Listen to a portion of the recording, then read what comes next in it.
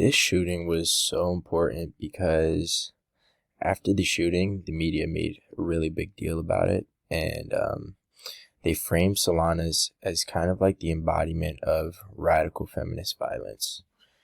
Journalists also used this event to attack the feminist movement, despite the fact most feminists publicly distance themselves from her.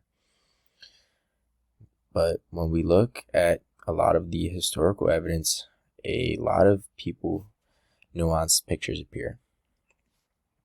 Solana's actions were shaped by a lot of different things, like a mixture of ideology, mental illness, economic depression, and a lot of personal conflict. She also thought that Warhol had way too much control over her life, and she blamed him a lot for her losing her work and also failing financially. Another thing,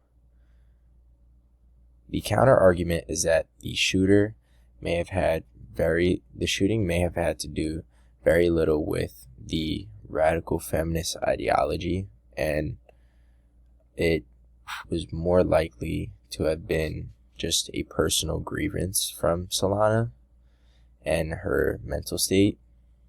A lot of people also note that Solana's targeted Warhol and foremost, not any other.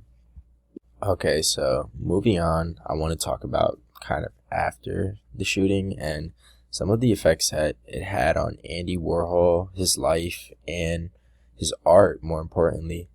So after he was shot, a lot of things happened. It was very political. It was a huge movement. But after he was physically injured and he was also psychologically transformed, he became a lot more cautious and withdrawn and much more business oriented. So he was making a lot more paintings, and that was his main focus after.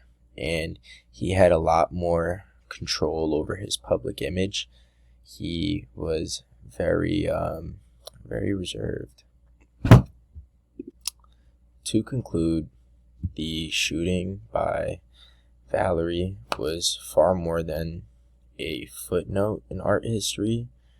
It was massive. It was huge. It was an attempt on the life of a well-renowned artist, and it definitely shaped what the next generation got to see and the future of art in this country, which is huge and very big. Learning about this has been great because of the impact that it's had, and some places I can see in modern day. For me, this project demonstrated the importance of approaching cultural history with a nuance and recognizing the realities of gendered power and also mental health, while also acknowledging some of the complexities and individual experiences for people.